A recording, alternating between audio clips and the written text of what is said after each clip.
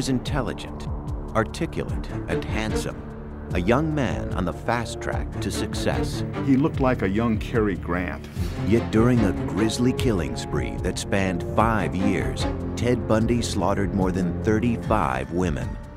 From his point of view, the thing that would make for good sex is an attractive woman whom he's going to handcuff, terrorize, and make her believe that she's going to die.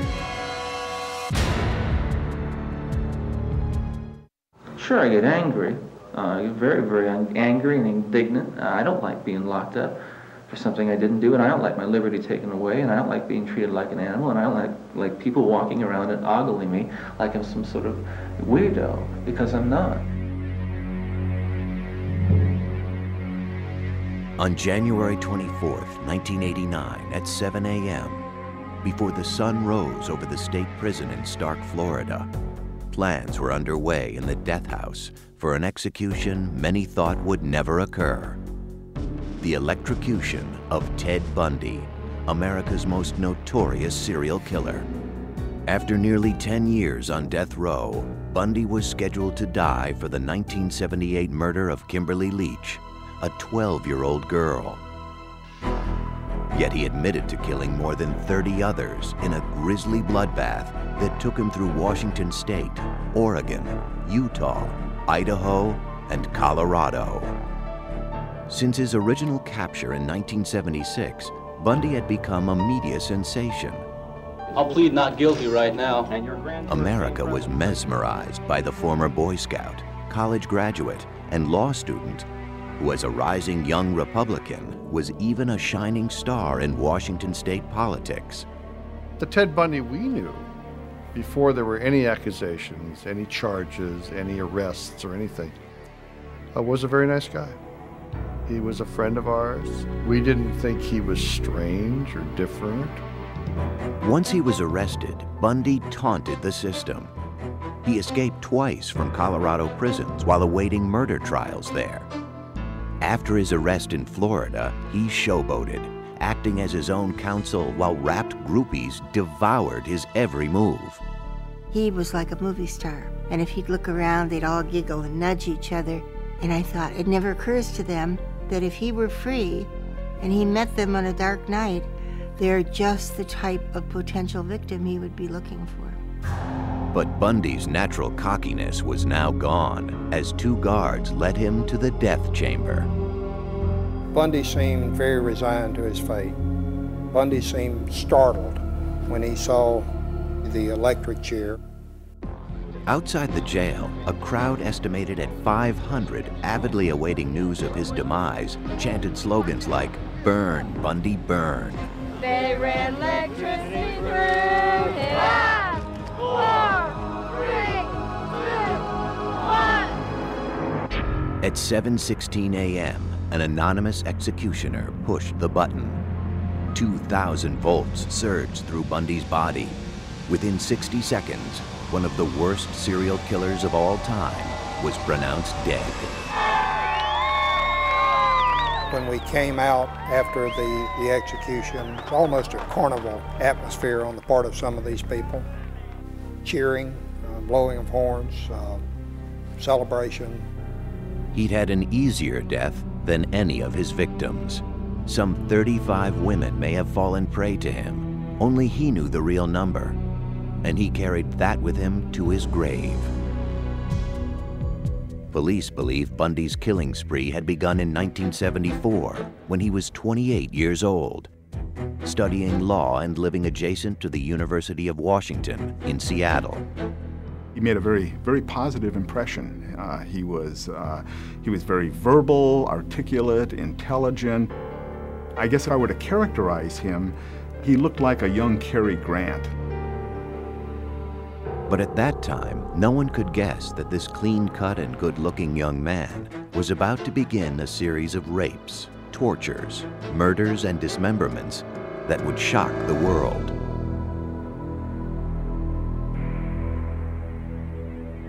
After midnight on January 4th, 1974, Ted Bundy stood outside the basement bedroom window of Joni Lenz, an 18-year-old student at the University of Washington, He entered her bedroom through a door accessible from outside, and while she slept, he savagely bludgeoned her with a crowbar. The next morning, Joni was found surrounded by a pool of blood. A bed rod had been torn away from her headboard, and in a sexual frenzy, rammed into her vagina. There was a specific reason why Bundy singled out Joni. It was a physical characteristic she shared with almost all of his victims. She wore her hair long and parted in the middle, but it would take years before the police understood why that moved Bundy to murder. Linda Ann Healy was a senior at the University of Washington, majoring in psychology. On January 31st, 1974, after Linda had gone to bed, Bundy broke into her room. He knocked her unconscious, wrapped her in bed sheets, and quietly carried Linda out of the house. Her scattered body parts and decapitated skull wouldn't be found for a year. To those who would track him, and those who would later try to understand his crimes, the question remained: how could this charming and intelligent young man commit such unspeakable crimes against people he didn't even know? They are things. They are victims. They are not women. And I never heard him really use the term women or females or anything very often. He referred to them as things, as objects. The other person's life doesn't have value, since he doesn't see her as a real person with real needs.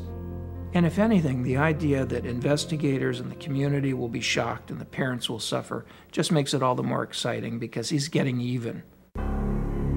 Yet somehow Bundy, like other serial killers, was able to keep the murderous rage hidden inside of him secret.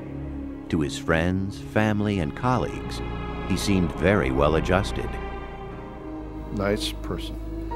And he was a person that we socialized with, and we knew a little bit professionally, and I thought was really an up-and-comer, somebody who was going to do well in life.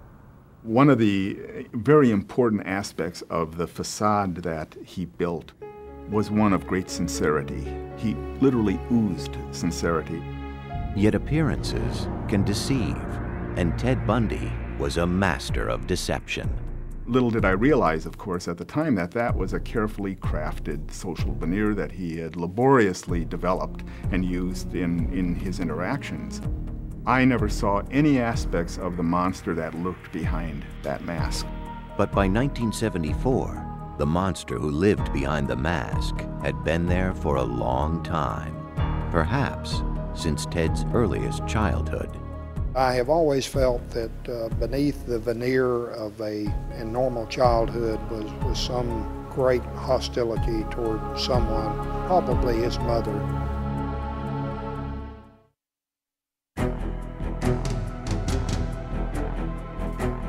Police believe that in 1974, Ted Bundy embarked upon a series of grisly murders that began in Seattle, Washington, and over a period of 5 years spread through Oregon, Utah, Idaho, Colorado, and Florida. His rampage took the lives of at least 35 young women. When he was arrested in 1976, one of those most steadfast in his defense was his mother, Louise Bundy. She would continue believing in her son until his execution in 1989. My Christian upbringing tells me that to take another's life under any circumstances is wrong. And I don't believe the state of Florida is above the laws of God. Louise is a petite woman, a very nice woman. She was in denial until the night before Ted was executed, when he told her the truth. Many experts believe the seeds of Bundy's rage were planted in his childhood. He was born Theodore Robert Cowell on November 24th,